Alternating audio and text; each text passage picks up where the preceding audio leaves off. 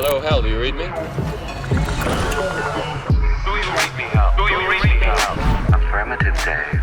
I read you. I read you. I read you. Open the pod bay doors, Hal. Come on down and jump some of this shit. You'll always have backup. Sorry, Dave. I'm afraid I can't do that.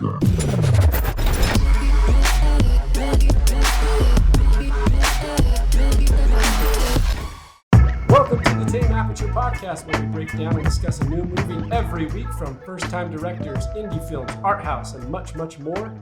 Today on the podcast, we take a look into the 1984 debut film from the brothers Coen titled Blood Simple, starring Frances McDormand, John Getz, Dan Hedeya, and M. Emmett Walsh. The unscrupulous Private Eye Visser is hired by a small-town Texas bar owner, Marty, to murder his cheating wife Abby and her paramour Ray.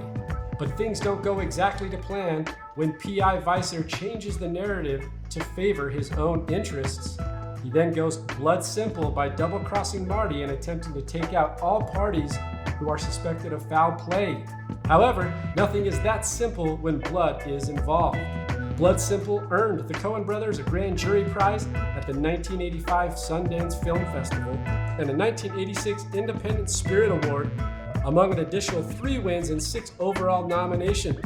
The film was released in 1984 after experiencing some difficulty finding a distributor and being rejected by Warner Brothers, but eventually getting bought by Circle Films after it debuted at the Toronto International Film Festival. I'm Gabe Vienendahl, filmmaker, film instructor, and movie enthusiast, and I'm joined today by Alan Martindale, veteran podcaster and editor. Alan, how the hell are you? I'm good. I'm really good. I'm a little worried I might ruffle some feathers on this one. I think you might. Let me put it this way. Rather than, I don't think I'll ruffle feathers. I'm going to ask a lot of questions on this one, I think. Because the Coen Brothers are highly regarded in the film world and by movie buffs all over the place. I might need a little bit of clarification on why, because I don't dislike their movies. They make good movies. But in my opinion, that's pretty much what they are. They have a couple great movies, really, really good movies, like The Big Lebowski, the True Grit remake I thought was really good. But I rarely leave a Coen Brothers movie thinking that was fantastic. And I know I'm in the minority here. And so I might need a little bit of clarification as to why people are just in love with the films they make. You might not be in the minority. I don't know that that's necessarily true. In our small 2-man group here, you're in the minority. If I can have more than one voice. On this one, I think you can. Okay. But I see what you're saying. So, one of the things before we get deep into it is I'm surprised that it took me, because I'm probably on the opposite side of the field to you, and I am one of those high admirers of their films, and we'll get into why and some of the things that I like about their stuff.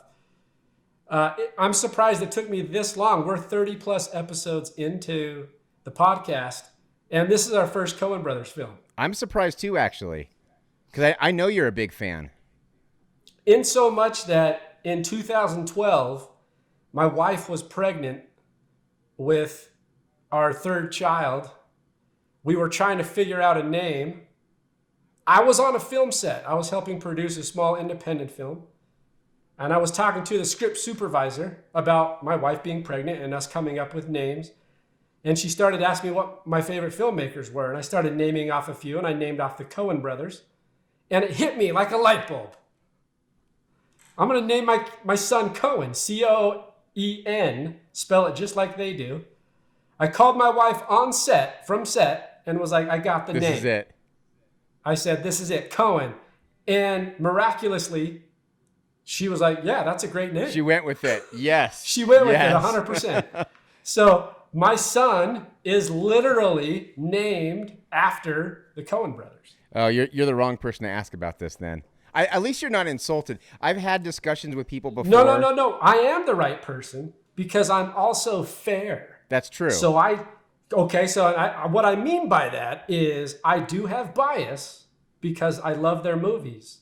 However, I can stand back and observe the other opinion and have a little unbiased towards it. Like, I can agree with what you're like. I can go there. Right. But it doesn't mean I'll necessarily agree. Because, so I don't think I'm the wrong person. No, you're definitely not the wrong person. Here's the thing, like with the Coen Brothers, their films are beautiful. Their films are really well technically made.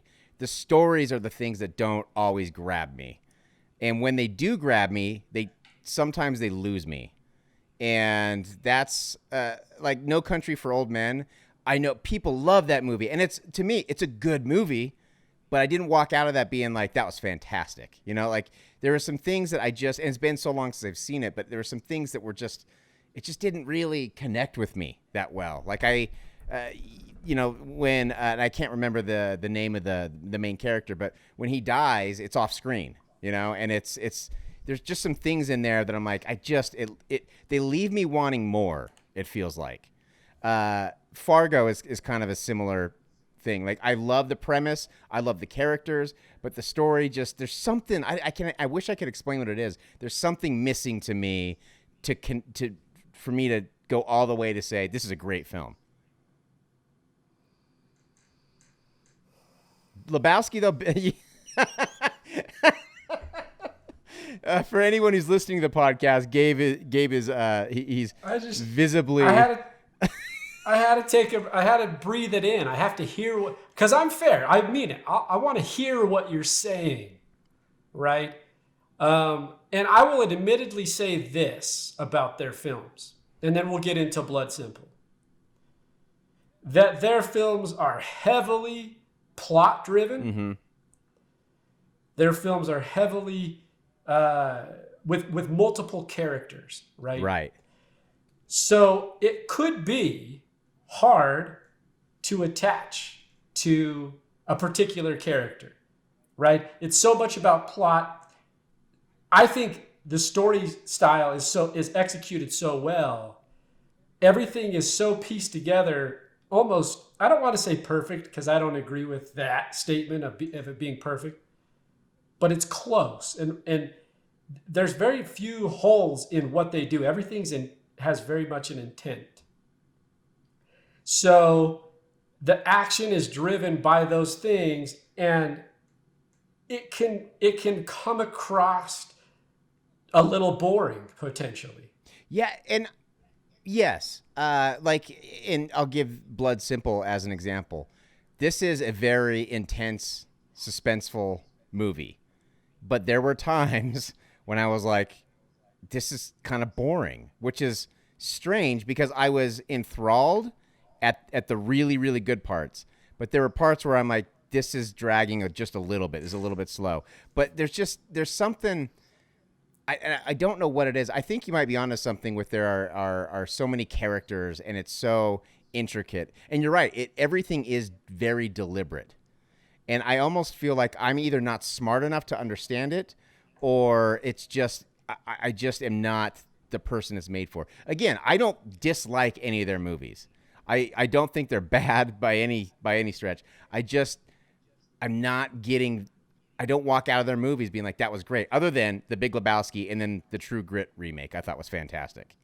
Those ones, but like, if you look at something like Hail Caesar, it's a good movie, but overall, it's kind of forgettable. And I'm trying to think, Burn After Reading, same thing. Like, I walked out of that being like, I mean, I know it was good, and the performances were good, and the story's pretty good, but I'm not gonna remember what happened, in 2 months' time from now. You said something about verging on boring, right? Like verging on boring, where there's lull moments where you get bored. And the way that I kind of put it in my pantheon of filmmakers, and I've told this to other people, which is I think that really great films aren't always the most entertaining. So I'm not trying to get too deep or like too layered into Sure. or too pretentious. Right. So like, this is our art in its finest. You know what I mean? I'm not trying to do that. With your eyes closed and your nose way up in the air. Yeah. But I will say that because it's put together so well, it's almost a form of art in the way that it's presented. I look at something, I'll go back to another legendary filmmaker and one that everyone crowds towards and kind of flocks to. You think Kubrick, right? Just in the world of filmmaking, like Kubrick's or considered a master, right? By a lot of people. Whether people agree or not, that's up to them and their opinion. I happen to agree, but I also happen to say that 2001: A Space Odyssey verges on the biggest spectrum I've ever seen, which is complete boredom and utter fascination. Absolutely. It's almost like it's the boring parts are almost, it's so fascinating that he put something so I don't want to say dull, but so slow and made it so amazing. Like that almost makes it great in and of itself, which is strange. Right. And now you're leaning into my point. Right. Alan, I was halfway through that and I was like, I know right where he's going with this. Right. I threw out the bait and I just was like reeling it in. Just kidding. But I mean, I'm not comparing the two filmmakers. I think they're obviously different. However, I think in the articulation of how they make movies, right?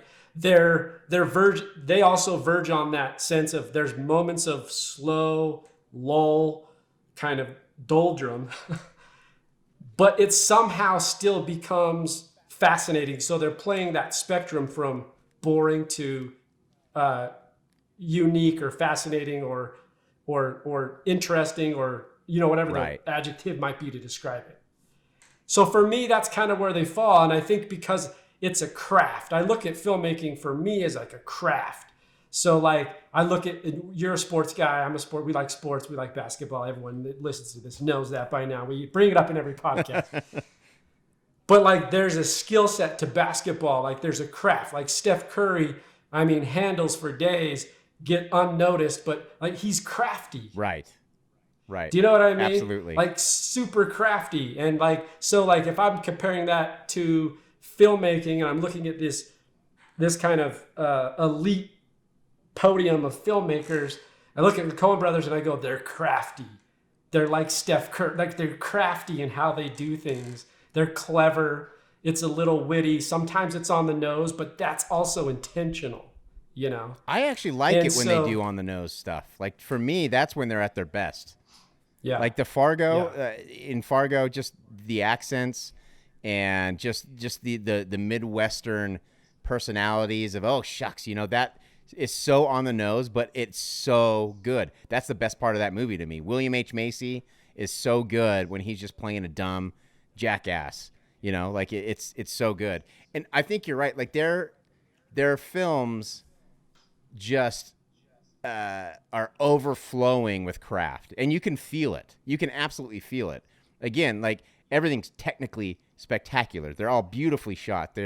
Everything is immaculately done, but there's just, like I said, there's just something to be desired in the story for me, and I can't put my finger on what it is. And it might just be because it's not always traditional storytelling, and I might be programmed to want that. I don't know.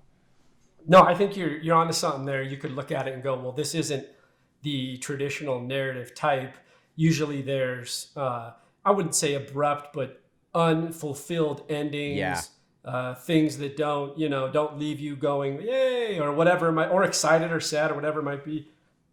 They just kind of end in kind of an abyss of darkness usually. Yes, that's right. But here's the thing, and then let's get into Blood Simple. Because this will set it up and then we can discuss this movie. I was watching this. Now I've seen Blood Simple maybe half a dozen times. I watched it twice in preparation for this because for me, it is a rewatchable. So I can continually watch it every time. We know that's one of my factors in determining whether a movie is good. And so I can rewatch it over and over again. And I was watching it again just before we started the podcast, and my wife joined me in watching it, and she had never seen it before. And I even told her, I said, "You're my wife, and you've never seen this movie. This is required viewing here." I was like 15 years in, and the D word's coming up. This could really determine the course of our marriage from now on, on how what your reaction is to this film. But she responded in the best way, which was like, yeah, and you've never invited me to watch it. And I was like, oh, slam. Oh, that's my favorite. she dunked on you, man. Just got dunked on. Yep. But I was watching it, and I was kind of talking about it as things were coming up. And I just said, like, when you're watching this movie, at no point, and we do a lot of first-time director films, at no point in this film, for me, did I ever think this is a first-time filmmaker's movie. Agreed. I looked over at my wife and I said, see, some people are just born to do things. Like, they're just born. Those brothers came out of the womb and they're like, we tell stories. That's what we do. Right. Yep. Like, whether you like them or not, I'm just saying, like, we tell stories in a film structure and that's what we do. Like, we don't do anything else. I mean, everything about you know it, what too. I mean? This is their first film. And this is something I actually enjoyed this movie more than a lot of their films. And again, I like their movies, but this one, when it ended, I was like, okay. Like, it wasn't perfect. It wasn't fully my thing. There were, some things that were, it took me out of it a little bit, but overall I'm like, okay, I like this. I had not seen this movie before, actually, which is kind of surprising. But when it ended, I was like, I could, if they did stuff more like this, I'm down. Like, I'm super down. Part of it was the acting. Part of it was the casting. Part of it was, I mean, everyone who's ever listened to this show knows that I love a little blood in my movies. And so there was some blood in there, and there were some kind of gross parts, and I liked that. And so I walked out. Plus, the story wasn't it was simple, but it wasn't simple, if that makes sense. So Jess came down, and she started watching it about halfway through with me. And it was right at the point where Marty's getting buried alive. And I have to explain to her that he's not, like, I had to explain, like, well, Ray didn't shoot him. It was the other guy that shot him. And I had to explain. It wasn't until I was explaining the plot to her that I'm like, this is actually not very simple at all. Like, at a lot of movies, when it's complex, you get lost in it. But this was so simple to follow, and I didn't realize it. It took me trying to explain it to realize how complex it actually is and how intricate every single character is and how important they are to the overall plot. This is what I go back to, that craftiness. Yeah. Right? They're crafty. Like, I think we bring this up on every podcast, not because we're fascinated by the film, but you look at something as complex as, like, killing of a sacred deer. You're like, what's going on? Yeah. There is complexity because there's layers that I don't understand. Right. Whereas here, the layers seem simple enough, and as you backtrack them, like you were saying, they all make sense, and you can follow them. And so, and a lot of it's done with very minimal dialogue too. What's tell me your thoughts on their writing? So the dialogue itself, speak about the dialogue, the interaction of the characters, the authenticity or not. What was the writing like when you were watching the film? I liked it a lot. The writing was done so clearly that it is easy to follow. And like I just said, like, it's not till later you look back and you're like, wow, that was really intricate. There was a lot of moving pieces going on in this thing. But to me, the way that they've told a story with very little dialogue and with very little on the nose exposition, I guess. They really are letting the characters' behavior tell the story and move it along. And you don't have to have Ray say specifically, and I can't remember Frances McDormand's character, but you don't have to have him specifically say to her, I think you shot your husband.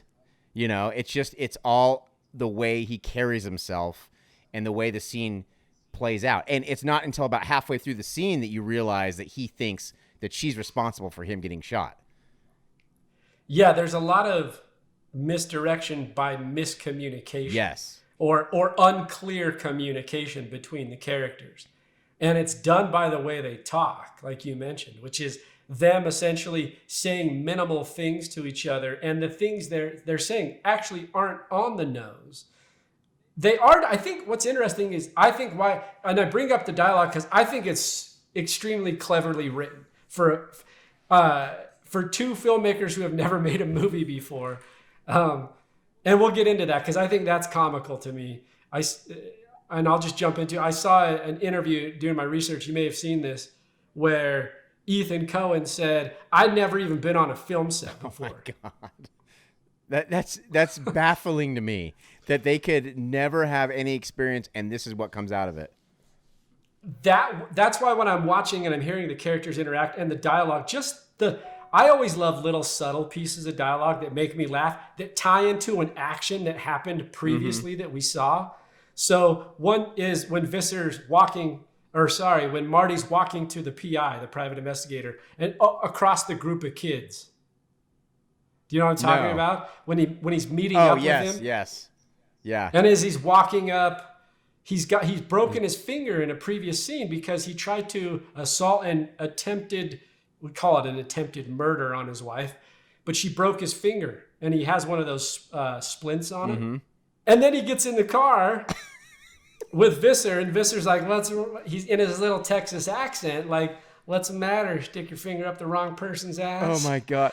Visser, by the way, is my favorite character. Oh my gosh. He is. Is that acting not out of this world? I gotta say the acting's great. It's absolutely great. And in fact, looking back after when I was trying to gather my thoughts and kind of prepare for this podcast, I was thinking like there were parts were a little slow for me, and they were all parts extended lengths when Visser's not in it.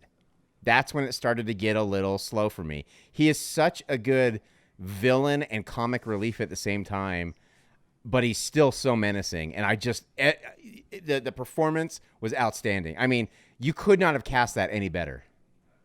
Yeah, I think they got lucky in their casting, or they strategically had a good casting director or whoever, because the acting in this does help carry a lot of the moments that do drag and are a little bit slower. I thought the acting was phenomenal. And you look at Emmett Walsh, who plays Visser. I mean, his character, it's cleverly written, but under the wrong actor, it's not going to come across with that tonality. So he's great. I mean, his acting is next to none. He's fantastic. He ended up winning a Spirit Award for this film. I can see why. I believe. Because he is just, so. I couldn't, anytime he was on screen, I just loved every second of it. Even when he wasn't fully on screen, but like when he's trying to shoot through the window, I know he's there. And so I'm far more enthralled with the scene going on. I loved every second of it.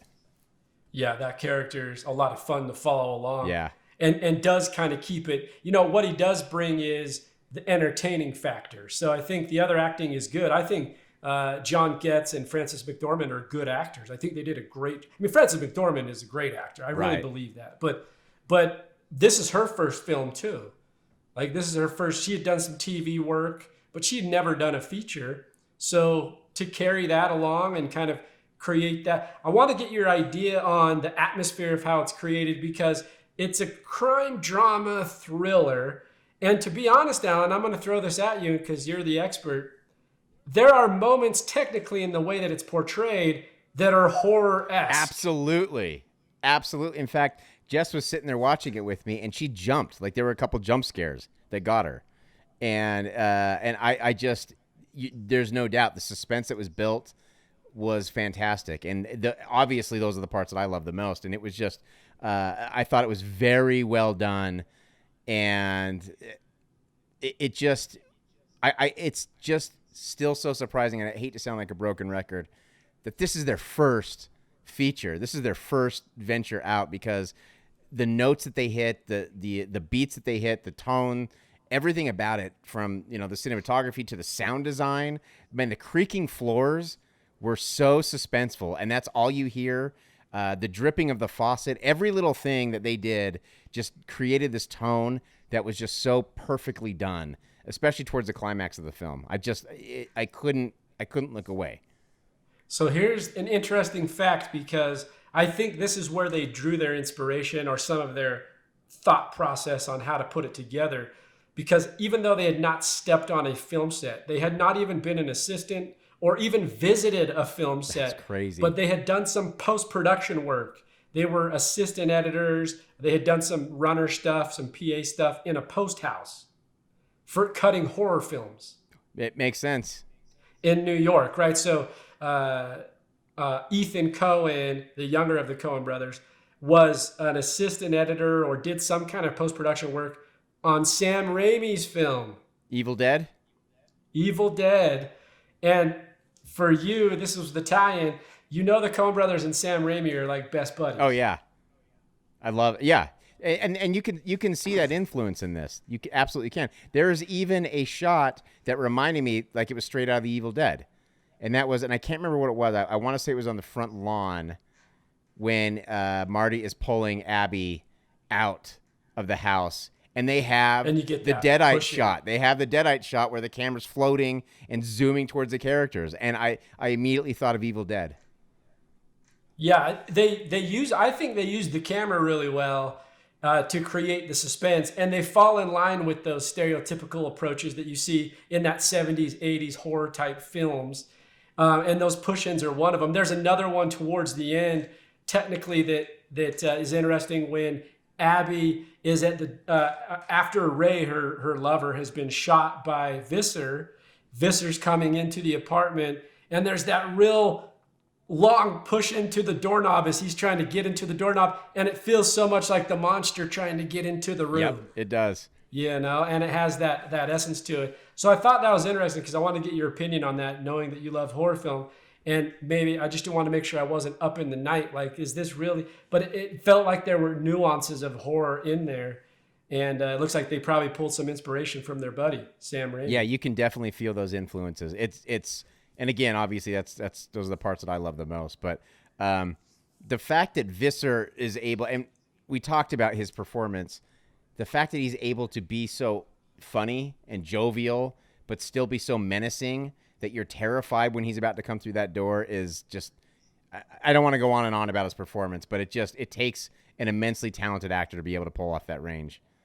Particularly to the end, because once he gets through the door and she's got to go through the window to the other side of the apartment through the exterior window, and his creepiness walking through the bathroom, and like he's very menacing. So I think you're right, being able to like play the range of like you've got a jovial, funny kind of comedic performance mixed with a monster-esque type approach. I think he does great with. And I've never seen him play a role like that. I'm not super familiar with his work. He's one of those, and this movie's kind of filled with actors who where you would see him and be like, oh, it's that guy.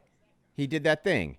You know, there's most of the actors other than Frances McDormand, I would say, are kind of those people. But I've never seen him play a menacing character before. Yeah, and like I said, I don't know a whole lot of his stuff either. And you go through his filmography, and he's got a lot of things that we would recognize. I mean, he's got and his face. You would know his face. Yeah. I do know. I mean, if he's in Raising Arizona, so he does follow up with some of their other stuff. But he's great. He's fantastic in the film. I think he does a great job. Yeah, he's outstanding. I mean, he's done so much TV work too, and especially back in the day. I hate to say this, but it's almost like TV was.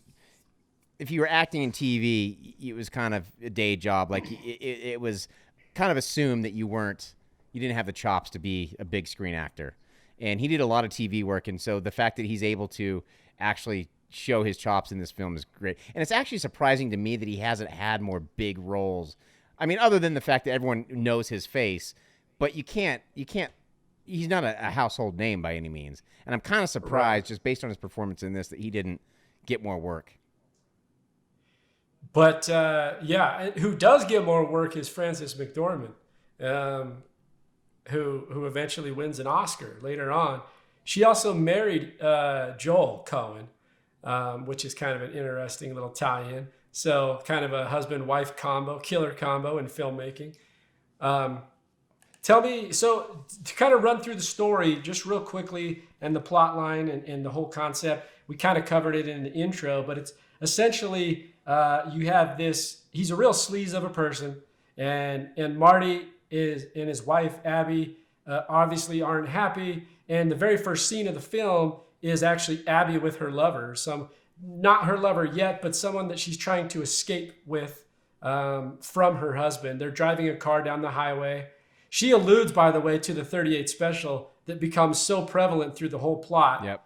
So what we talked about this before, but they talk about on the nose. They're like, we're just going to give you the plot device, the prop itself on, you know what I mean? Right. It's going to kind of run. This will become a character. Like the 38 special is a character in the film. And we're just going to introduce it by her saying that her husband gave her a 38 special on her birthday. And now she's ready to use it on him, basically. Right.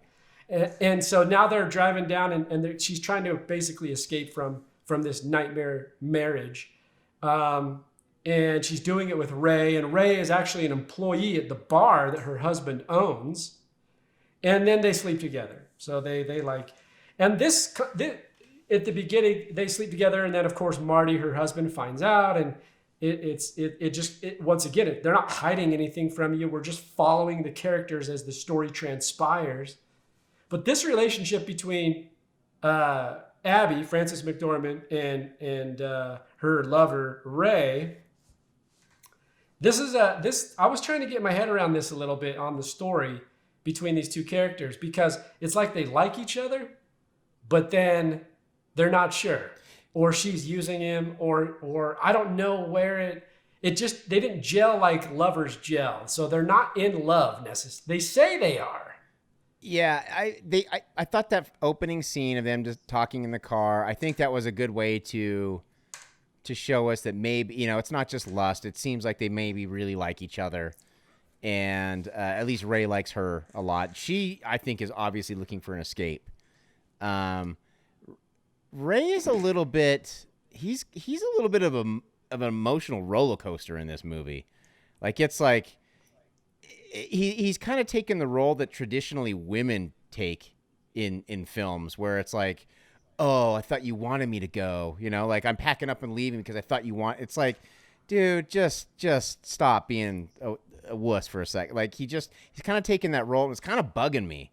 Like towards the end of the movie, I'm like, I'm kind of glad he's gonna get killed, because it's just he's just driving me crazy. But I thought the relationship was, it was pretty good. I don't really know Ray's motivation. I think this is probably another part that I had a hard time with the film, is there aren't a whole lot of likable characters. Other than Maurice, the other bartender, there aren't a lot of people in this film that are likable at all. I didn't find her character unlikable. But I do see what you're saying. I didn't find hers, but I didn't find it overly willing to follow her along to the ends of the earth with my viewing, right? Yeah. Like, but the other two characters are assholes, basically, in the sense that, I mean, particularly Marty. I don't even know that actually, I take that back. I don't even know that Marty is a complete asshole, because there's no exposition, like you mentioned, and that's okay. We don't need it, but he's definitely, I don't know. They kind of allude to it, right? And so we gather that he's a dick. Well, the fact that he's willing to hire a hitman at all probably says enough about his character. Obviously, this is the first time he's done it. It's not like he goes around killing people all the time, but the fact that he's able to go that far, he's definitely not a likable guy. But the more I think about it, the more he's just a scorned husband. He's well, really that's what hurting. I was going to say. It's like a crime of passion in a sense. Right. Right, because he's so upset and so emotionally involved that his wife's cheated. Although he's a scumbag, I guess.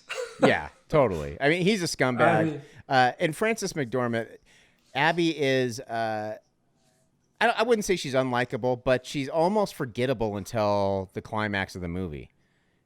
And I'll tell you, I can go with that. I also say, I think that what makes her performance good is she's not over the top. Yes. So it's nice to see a non over the top. She could easily have the high pitched screams and the big jumps, and her being bullied into being scared and like all that. But it's not any of that. Her performance is kind of subdued, but in the right way.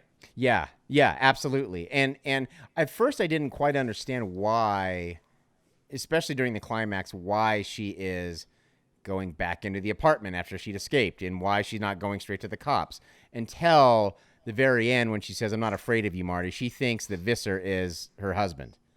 And so, and that kind of brings that kind of illustrates the entire plot of this film. It's almost, it's not a comedy of errors. It's almost a tragedy of errors. Like it's just misunderstanding after misunderstanding leading to a giant clusterfuck of just a bloodbath at the end. Yeah. Yeah.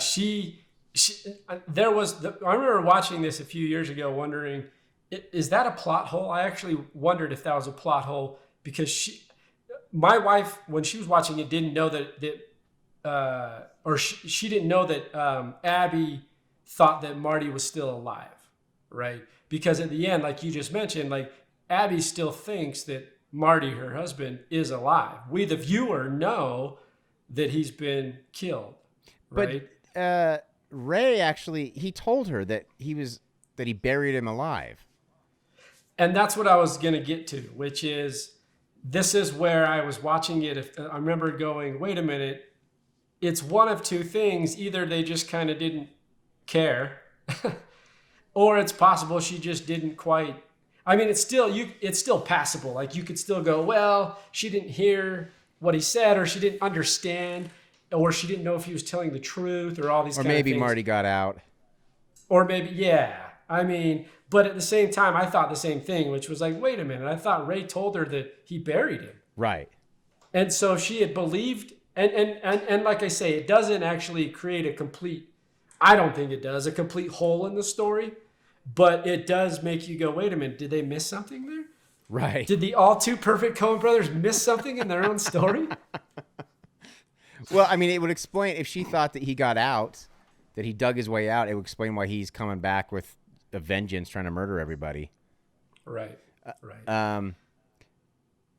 Yeah. Okay. One more thing I'm going to say about Visser and his menacing nature is that even when he's trapped and he's got his hand pinned under a closed window and a knife right through it, stabbed into the window sill, he's still very terrifying. Like he's still punching his way through the wall to get to her.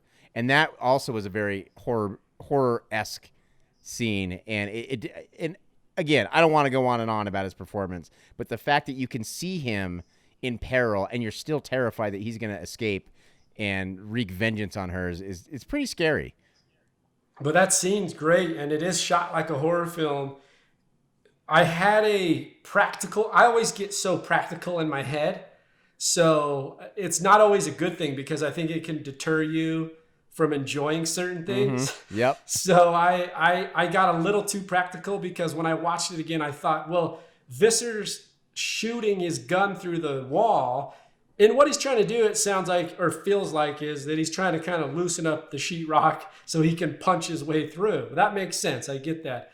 Where I had and it's shot beautifully. I loved how it was shot with the beams of light coming through as the gunshots come through the wall, and she's on the other side. And like you mentioned, it's very terrifying. It's very horror-esque. But I had a practical problem with it, which was his gunshots are all over the map. Right. So then my other practical. So why is he shooting like way up here? How is he even reaching over there in the first place? Or like, because his right hand's caught on the windowsill, stabbed in. His left hand is the one shooting, but the holes are like one's over here, one's down here, one's over here. They're so sporadic. I thought, well, wait a minute, this doesn't make any sense. Why wouldn't he concentrate the bullets in one area and then punch through? Dude, but maybe that was just me being overly practical. Well, I think you're absolutely right. Your range of motion is going to be severely limited if your hand is knifed to a windowsill in a separate apartment. Every millimeter that you move, you're going to feel it.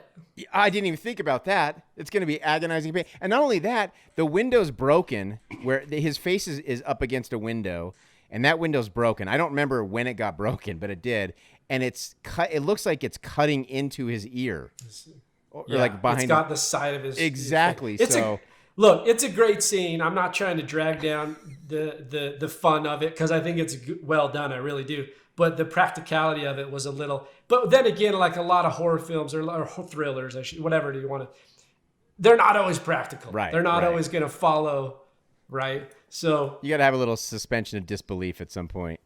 That's right. Right. But I will remember this podcast as the day I broke the Coen Brothers logic. You might have to rename your son now. I'm like, they messed up on Blood Simple. They made a mistake. Your name is no longer Cohen. Your name is Kubrick. It's Kubrick. But yeah, so great. We mentioned his performance. I think it's great. But then also, tell me dive into a scene that seems memorable to you that you enjoyed most. We just kind of covered one, which I think is fantastically done. Is there another one that stands out that you think drew your attention or that caught your eye? There was a shot. It was actually kind of a sequence of shots when it's after Marty has escaped the car. So Ray thinks that Marty's dead. He's put him in the back of the car. And originally I thought that Marty was or that Ray was covering up the murder because everyone would think he's the suspect because he is sleeping with Marty's wife. And there's obviously a public feud about it. I didn't realize at the time, and I should have, that he was trying to cover it up for Frances McDormand. For her. Yeah. For Abby. He was. I didn't realize it at the time. But anyway, there's a scene where, a couple shots where Marty escapes the car, and he is kind of crawling on the ground, and Ray is trying to muster up the courage to murder him, to kill him. First, he thinks he's going to hit him with the car. Then he thinks he's going to beat him over the head with a shovel, and he can't bring himself to do either. So, and by the way, the whole thing with the truck coming down the road, he gets him in the car way too late. We can see the front of that truck. You're telling me that truck cannot see that Ray is carrying a body and trying to shove it into the car. So anyway, that's a little nitpick, but I was like, you got to be kidding me. Like, he's busted already. But that shot when the truck passes and you get that backlight and there's a silhouette of Ray against the backlight of the truck passing. By the way, Barry Sonnenfeld, great shot. Nice work. And actually, that leads to what I was going to say next. It cuts to a shot. It's a tracking shot, and it goes from the headlights, and it's such a beautiful shot. And the way that I don't know how. I would love to see the lighting diagram of this because it's in the middle of the night. It's not too bright, but it's not too dark. It's enough to see the details in the dirt, but the shot tracks from the headlight of the car and it tracks over to the hole that Ray has dug to put Marty in. And I just thought that shot was so beautifully done, particularly because this was Barry Sonnenfeld's first feature, I think, as well, if I'm not mistaken. So the fact that they were able to create such a beautiful shot in difficult circumstances, if you ever shot at night, it's not an easy thing to do. And, it's really hard. And especially in a dirt field like that, it's got to be a nightmare. So the fact that they created that was gorgeous. But then when he is burying Marty alive and he is just dumping that dirt right on his face. I mean, they didn't pull any punches to protect the actor at all.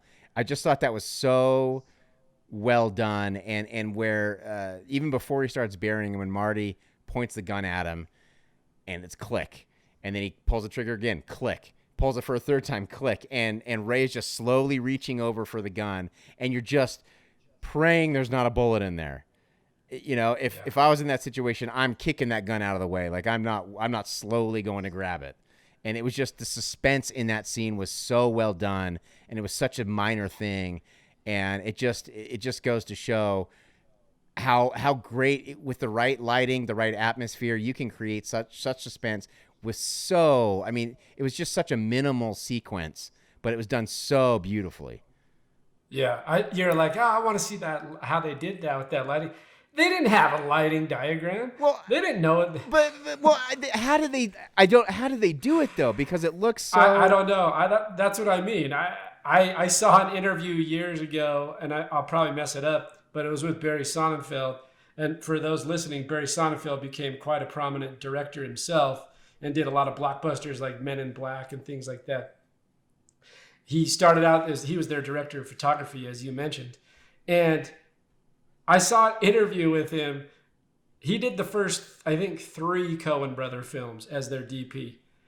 And he had never DP'd a film before. He was a photographer. He had done still photography, but he had never done director of photography for motion picture. And he said in the interview, he said, we didn't know what we were doing. And he said, when we did Raising Arizona, which is their follow-up film, which, by the way, is fantastic, their follow-up film, Raising Arizona, he said, I still didn't really know what I was doing. So I just threw a 21 millimeter lens on and just shot the whole thing in that. You know what? And that's actually a really good lesson for any up-and-coming filmmakers. You don't have to have everything super deliberate. Sometimes you just run and gun and you just do it. Just make it happen. If you watch Raising Arizona, you're like, oh yeah, those are all pretty wide shots. Yeah. Like mostly just wide shots. And even the close-ups have the distorted wide angle a little bit. Right. So anyway, I know what you're saying because you want to see how they structurally put. I love those. There's an Instagram feed that has cinematic effects, and they draw out light diagrams on how they light certain scenes. It's really cool. So I'm with you. It's cool to see how they build it. But my thought is, if you were to ask Joel or Ethan Coen, they're like, we didn't have a lighting diagram. We were just trying to shoot it that night before we couldn't shoot it again. Probably. I mean, they had the practical headlights, and they probably had one other kit. Yeah, maybe something else to throw up. But that is a great scene. It's really beautifully done. One shot. The thing that I do like technically about this is, for a first-time filmmaker, I thought their transitions were amazing. Mm-hmm.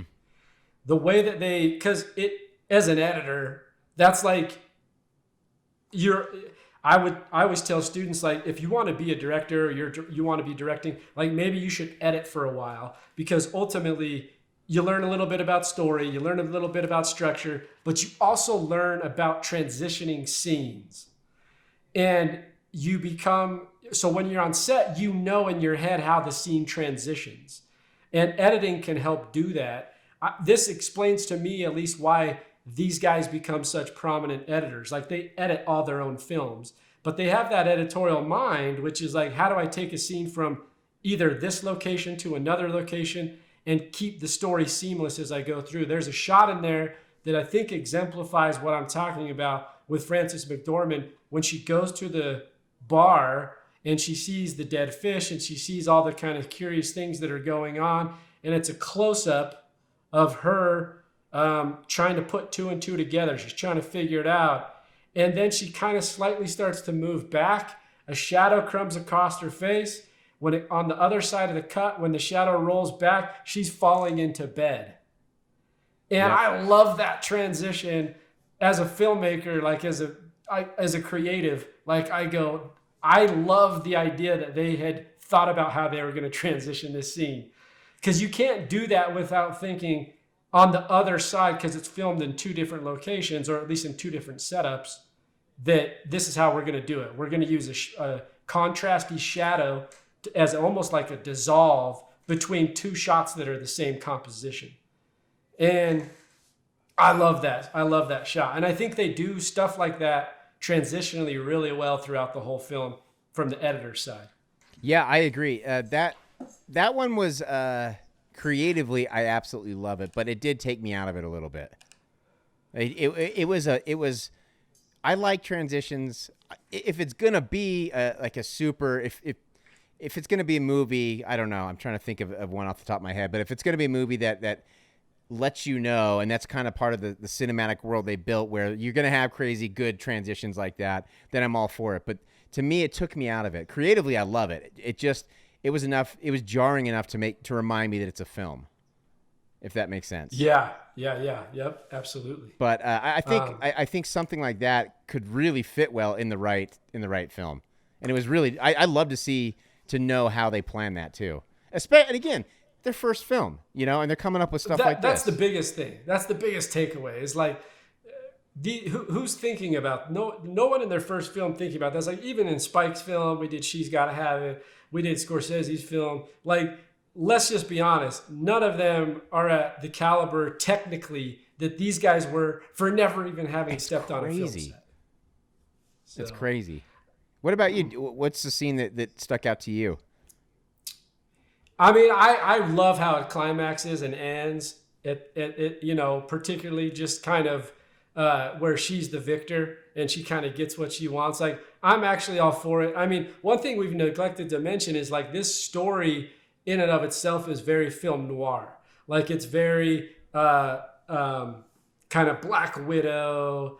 There's a femme fatale who's in quote unquote danger, although she's not, because she can in some ways take care of herself.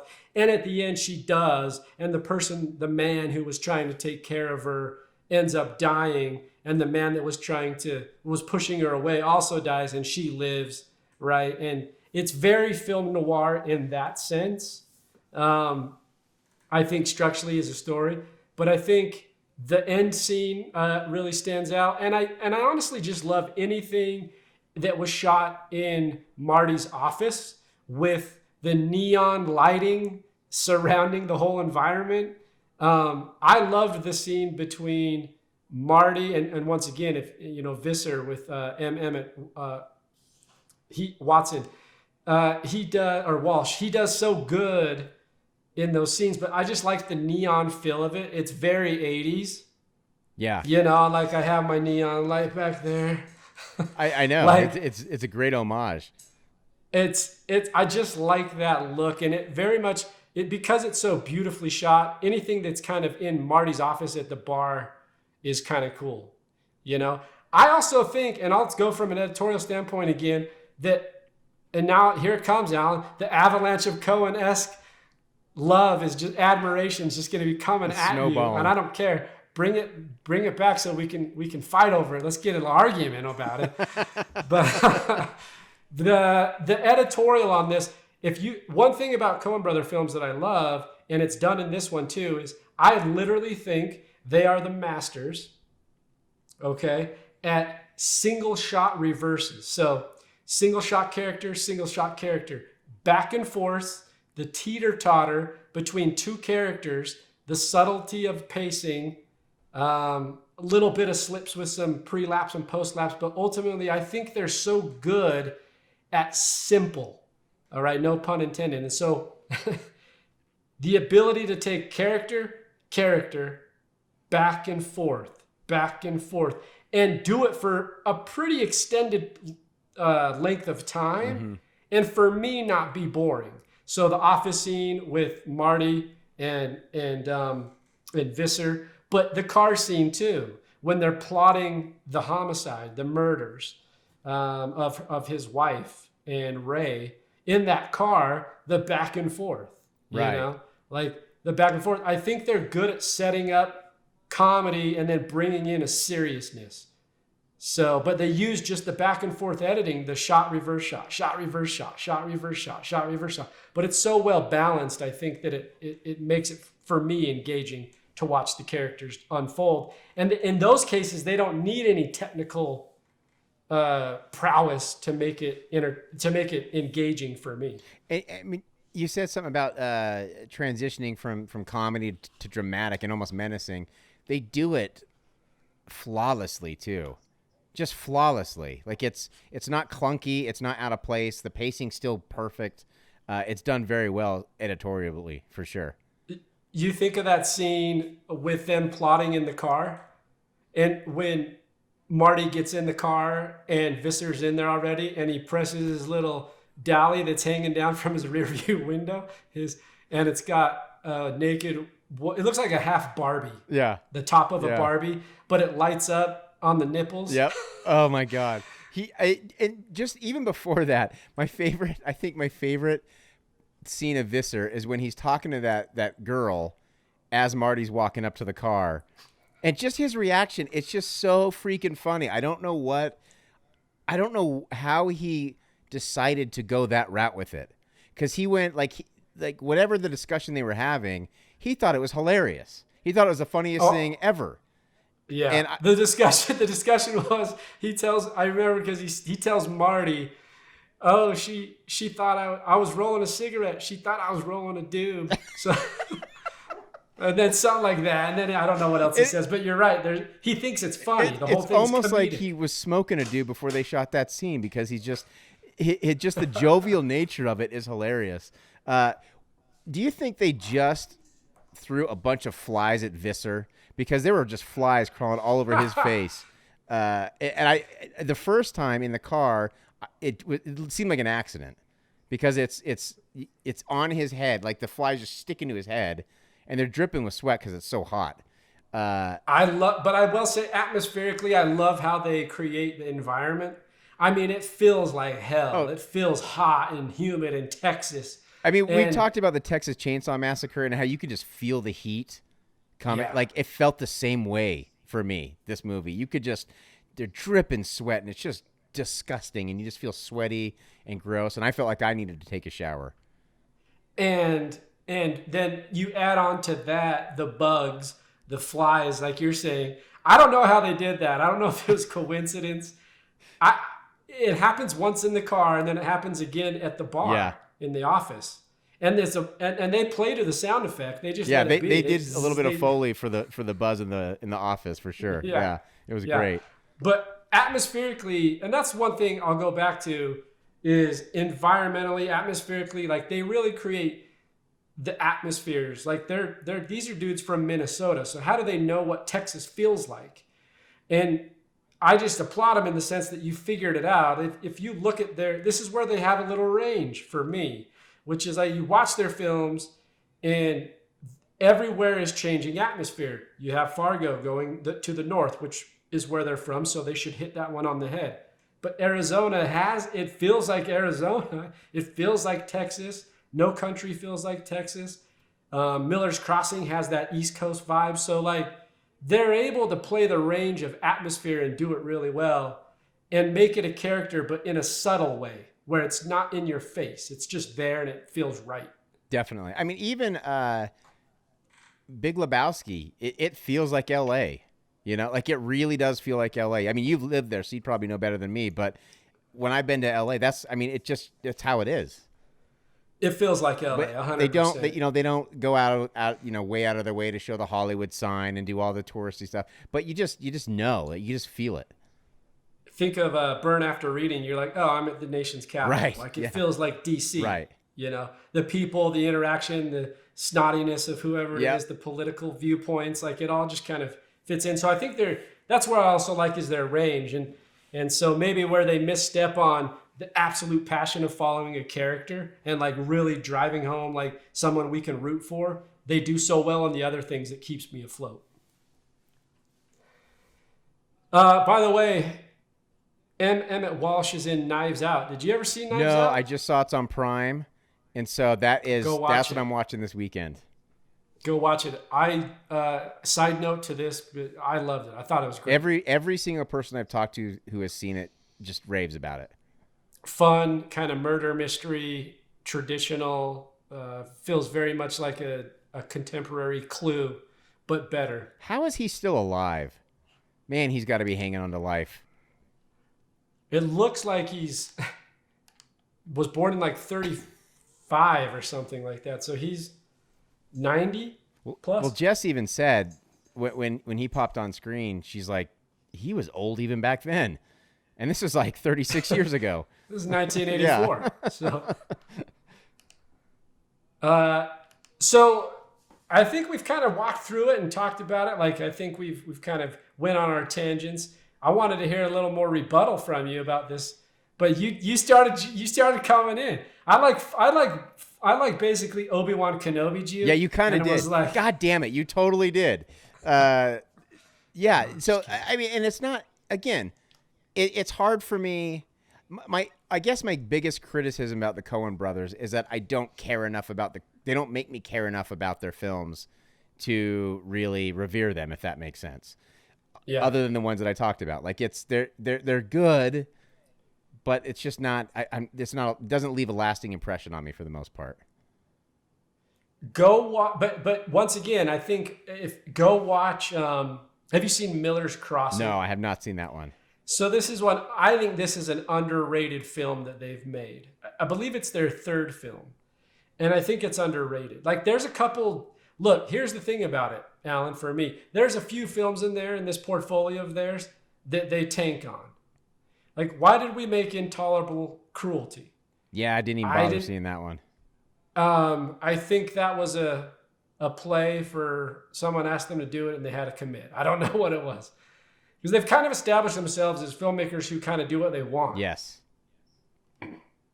In other words, they don't do a whole lot of, the studio asked me to be a director on this and now I'm going to do it for a money grab. They don't ever, to me, come across that way. And I think there's a certain level of respect in that regard, too, that's kind of cool. Because when you're counterculture enough in the sense that you can do what you want to do in a big system like that, right?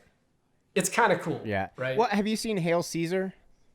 Yeah, I liked it. Yeah, it was good. But I liked it because I'm a film guy and I like the homages. That to me, that was the entire appeal of that movie. Because I walked out of that being like, I love, because it really does, and this is a super big cliche, but it really does feel like a love letter to cinema as a whole. And I love that about it. I think that's why I liked it. And that was the primary reason. And so I actually watched that at the Cinerama Dome on Sunset Boulevard in Hollywood. And I walked out for that reason. And I said to myself, I liked it because it was a pat on the back and I wouldn't expect that out of them either. It doesn't, and they still kind of did it in their own tone. Right. So it wasn't, it's like, I don't know if you saw Once Upon a Time in Hollywood, but it's also kind of a pat on the back atmospherically to Hollywood. Sure. But it's in the Tarantino vibe, and I liked it. So, here's the thing I want to get your final summary of the film and also just overall Coen Brothers. I'm going to tell you right now, I know this will not be the last Coen Brothers film that we do. I'm fine with that. I honestly, I want to see what people see in them. Like, I want to get to that point where I can at least even if I don't agree, I want to at least be able to understand why they're so revered. I think it's, once again, their craftiness, their execution, the craftsmanship of what they do. When you watch Miller's Crossing, there's a scene in there where the background song is Danny Boy. Okay. Oh, Danny Boy. Right. And it's done with these mobsters going after a rival leader, but the way that it's put together is so good. Just editorially, the filming of it, the way they have the song in the background, the classical kind of gangster using machine guns, the over the top. When someone gets shot in a machine gun and they're like splattering everywhere and their arms are flailing. They do it, but they do it intentionally. Right. And it still feels kind of real. But go watch. I don't know. Maybe you won't like Miller's Crossing. It's a little slower. But it's got Steve Buscemi. So that's always good. I will say, I love that they produce Bad Santa. That's one of my all-time favorite movies. Now, I did not know they produced it. Yeah, I found that out like years after loving Bad Santa. I watched it again, and I saw that they were in the credits as producers. So that's what made me want to love them even more, because and Bad Santa is a great movie, but they have so many different cuts of that movie, but the one that was titled Batter Santa is the ultimate cut. Like, to me, that really tells the redemption story of that. And that's something we could talk about another time, but they really missed the boat on showing the true redemption of drunk Billy Bob Thornton. Well, we need to put Bad Santa on our Christmas special. We'll do that. Because I also love that movie. But then it's just going to be us bloviating about how cool Bad Santa is. Just like with Caddyshack, Exactly. Hey, man. But I didn't know they produced that. But they've also done a lot of other things, both writing. I think the most recent that had got some accolades was Bridge of Spies, the Steven Spielberg film. They wrote that film. I believe it won an Academy Award, but I'm not sure. So they've done a lot of other things. They're executive producers on Fargo, the TV series. I don't think they do anything with it. I just think they put their name on it because it's their credit. Characters. Yeah. I hear that's phenomenal. I haven't watched it. Season 1 and 2 are the only one. They're fantastic. Okay. They're so good. I mean, we talked. You're alluding to TV being kind of, and it is right. Like TV in the '80s was like the underling to film, Right. But now that's not the case. Not at all. Right. Not at all. And so Fargo is an example of why that's not the case. It's one of those kind of TV series.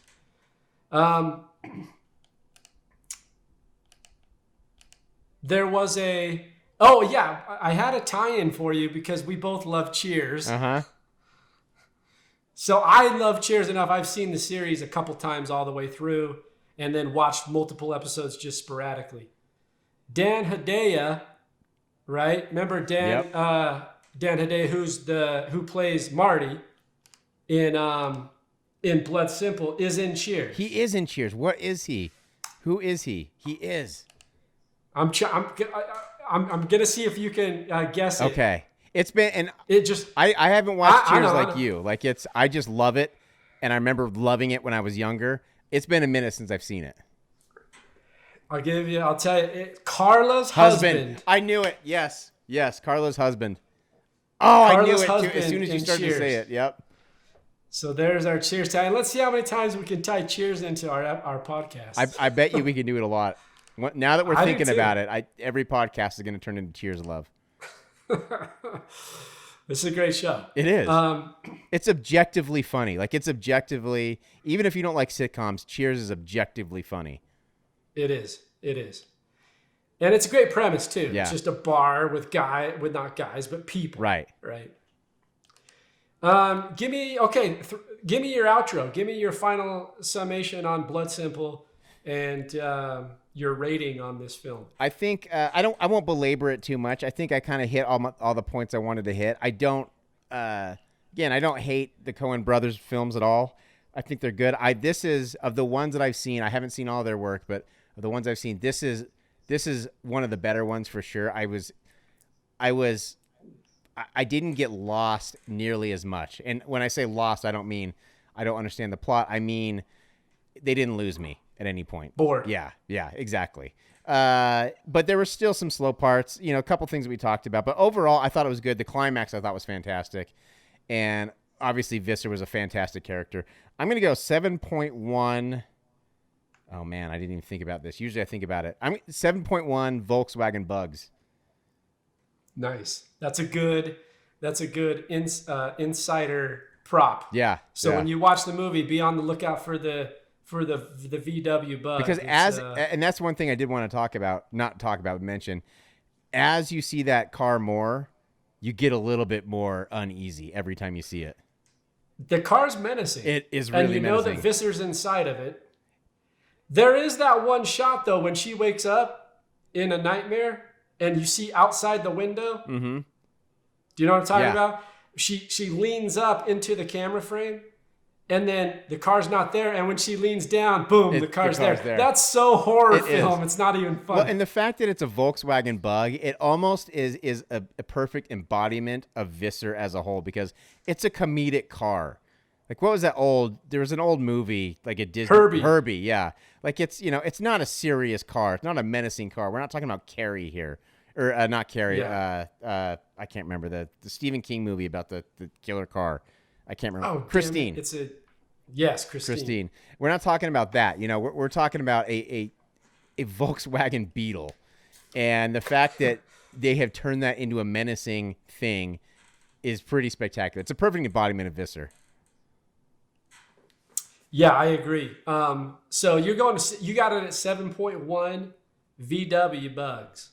Yep. I actually, that's not a bad score. I thought you might even go a tinge higher only because it has horror nuances in it. I was kind of going back and forth. Originally, I was going to go 6.7, but again, as we have talked about many times, talking through it made me appreciate it a lot more. And you Obi-Wan the shit out of me. So, well, I'm going to de-Obi-Wan you here because Ethan Coen has some things to say about his own film. Oh, man. He's going to sink my ship. By the way, the title was inspired by a Hammett Red Harvest, which is a novel. Blood Simple just simply means like slang for like meaning going crazy, murderous after, revenge or whatever it might be. That's where the title came from. Here's something that's kind of cool though. The Coens specifically wrote the part for Lauren Visser for the PI for Visser for Emmett Walsh. They wrote it for him. And like you said, I don't think anyone could have played it that way.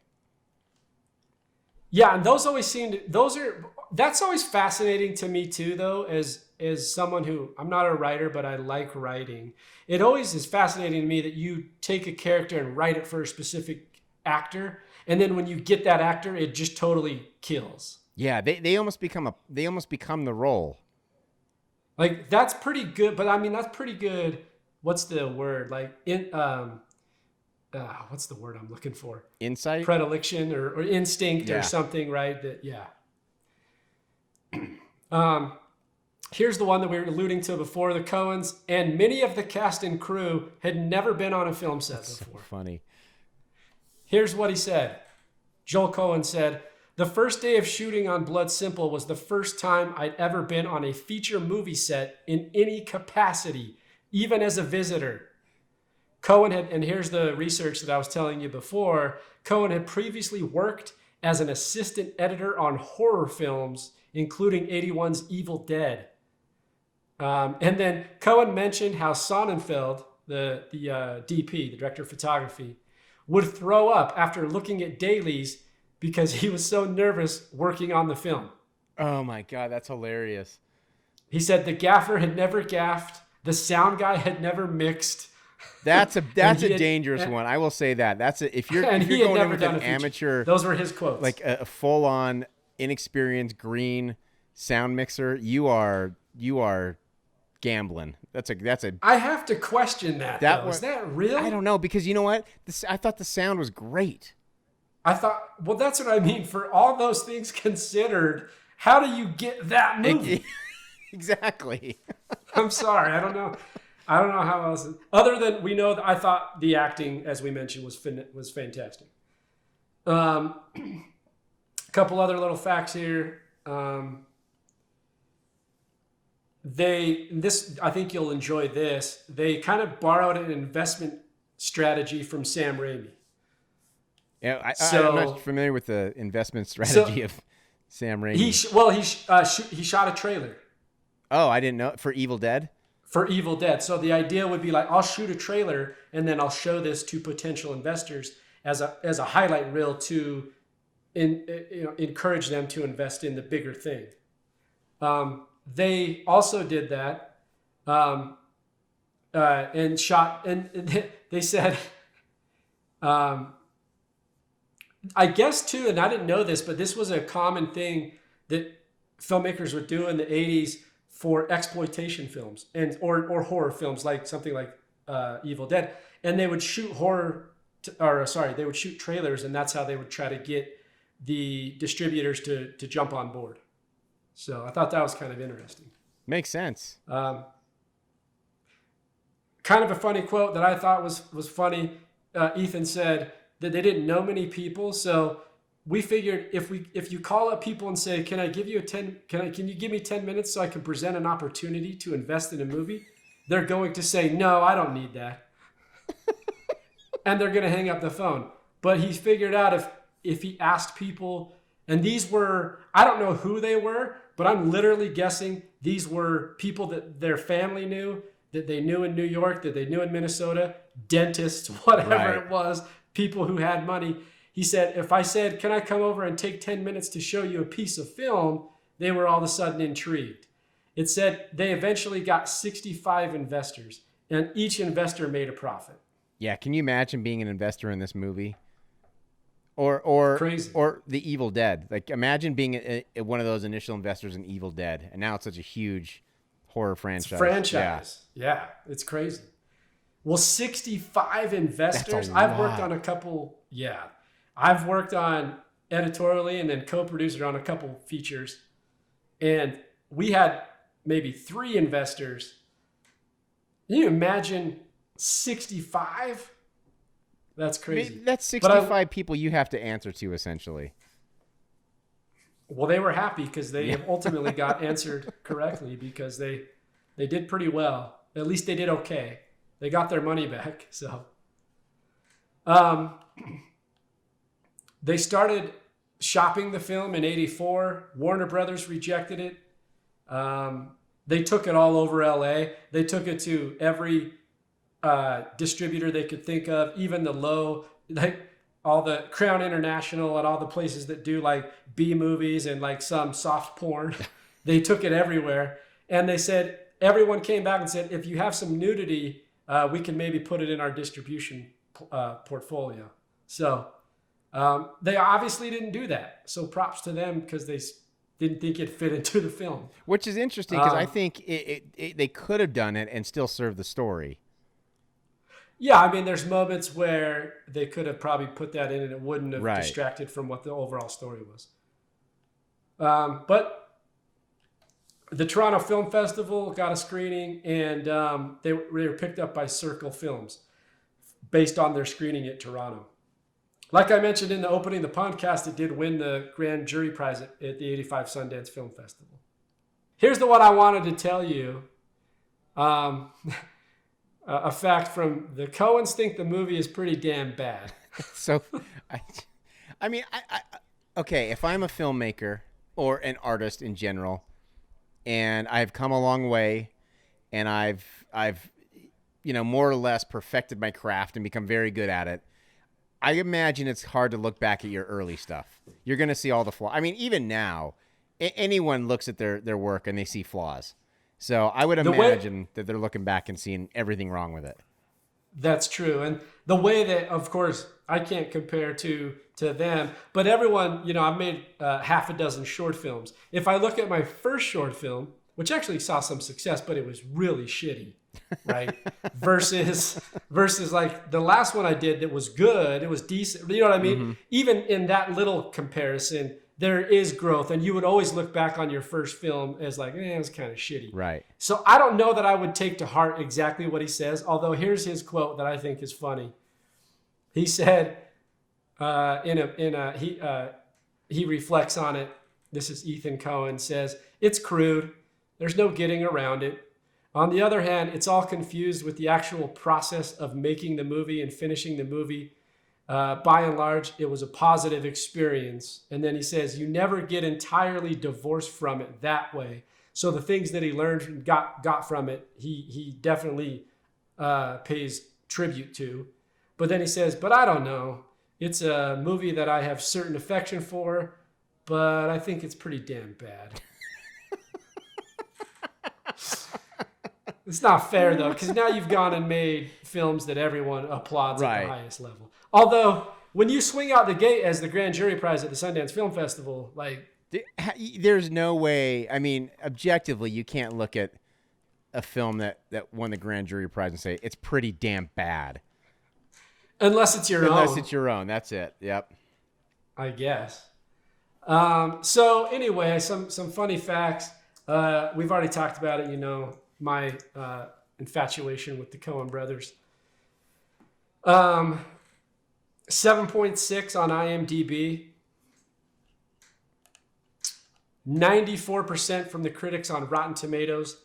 88% from the audience on Rotten Tomatoes.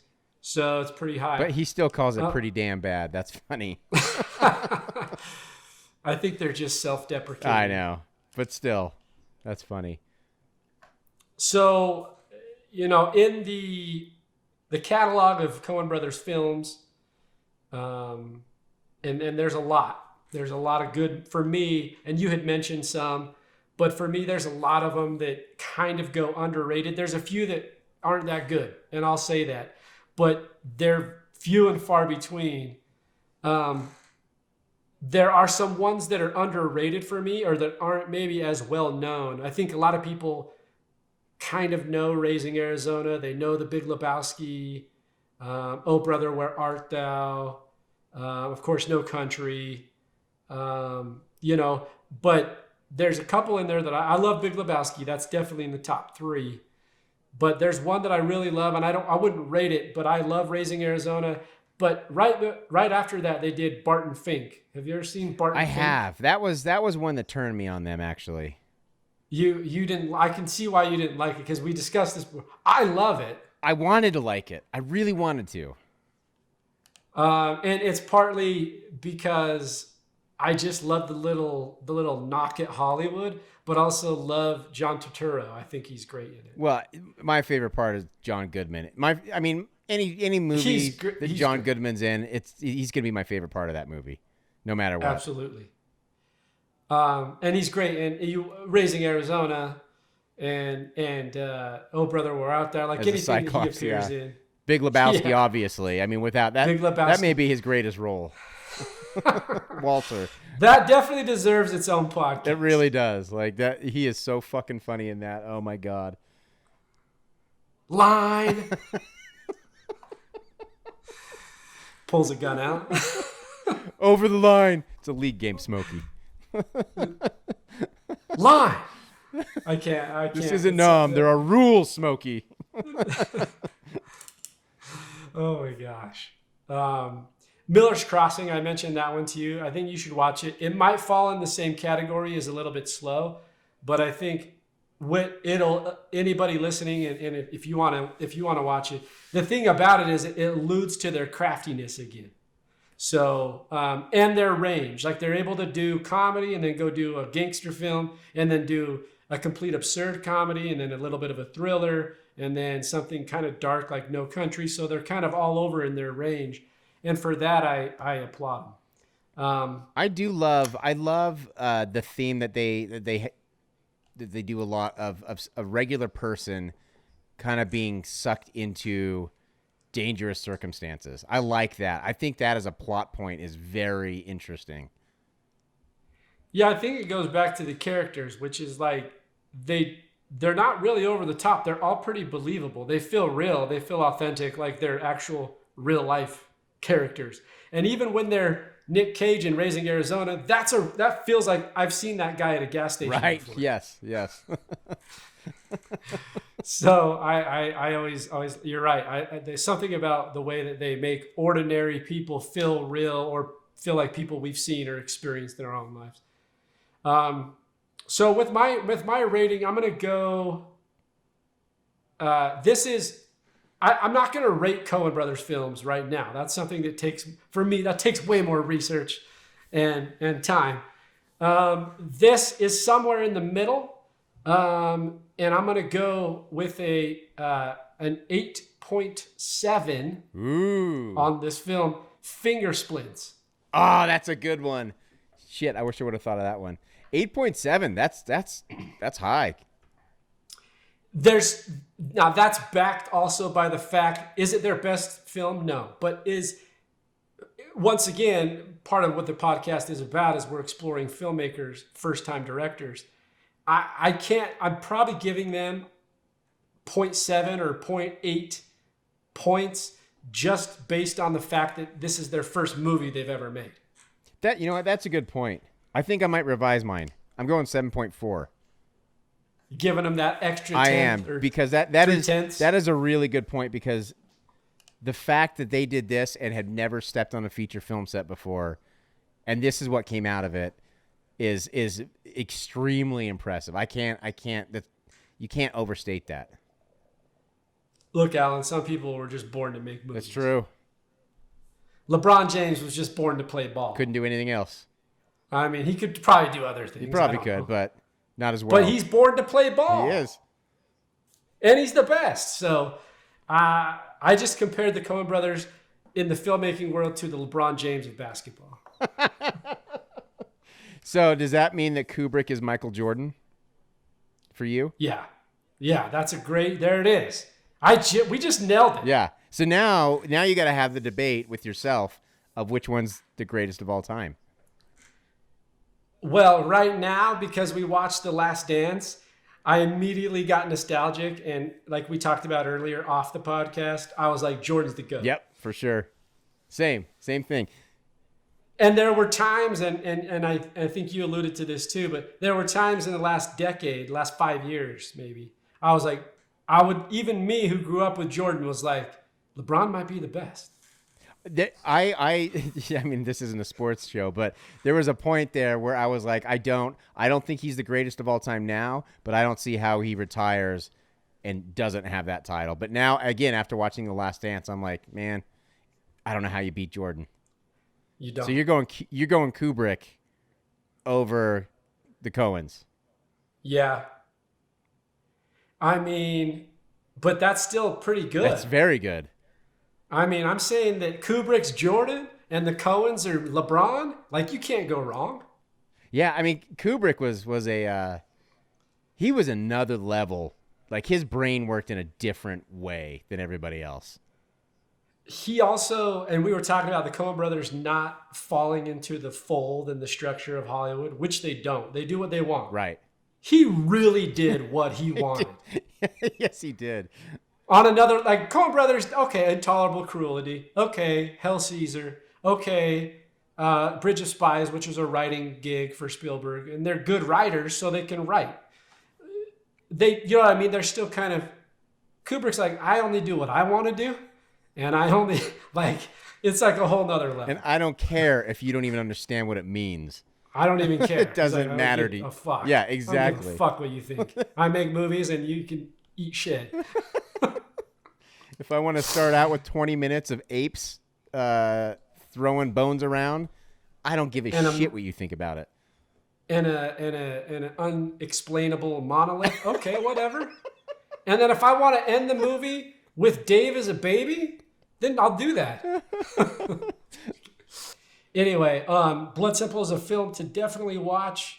Go check it out. I think it falls in the middle tier of their work over the last 30 plus years, but that's kind of where I sit on it. Alan, you came in at 7.4? 7.4, final answer. 7.4 final answer. He did make an adjustment, an in-podcast adjustment, everybody. I did. I always make an in-podcast adjustment, but it's usually just in my head, so I don't have to revise myself. But I did this one publicly because they deserved a higher score. So you don't have to come back 15 years later like Roger Ebert exactly. and write another review. Exactly. Which, by the way, I love Roger Ebert. He's an all-time. He's classic. Yep. So, but I've seen him come back, and I actually love that. Like, he's not. Here's the thing about the ratings. I love the idea that he was cool enough to go, look, I was wrong. I mean, I don't know, but I can't imagine many critics are willing to do that. That's what I mean. I love the idea that he came back. He's done it half a dozen times. I don't know how many. But he'll come back and say, let me redo this one. Right. I mean, critics, they like to hold themselves in high esteem. And they don't like to admit when they're wrong. So, but Roger Ebert, man, he gave credit where credit was due. He's not afraid to come back and rescind his words. I like that. Props to Roger Ebert, R.I.P. Yep. This is the Tame Aperture podcast. Go check us out at tameaperture.com. Look for our previous catalog, previous episodes. Also, jump on board, make recommendations for future episodes to watch. And Alan, it's been a pleasure talking about some of my favorite filmmakers with you. It's fun, super fun. I'm really glad we got to do this one. We'll come back around to the Coen Brothers eventually. Maybe anybody listening, if you have a favorite Coen film, give us a shout out. Let us know which that is, and maybe we'll review it on one of the next podcasts. Thanks, everybody, for tuning in. This is Gabe and Alan with the Tame Aperture podcast signing out. Take care, everybody. The Tame Aperture podcast is produced by Dutch Angle Pictures in association with Studio B Productions. Listen, watch, and subscribe on Apple Podcasts, Google Play, Spotify, and YouTube.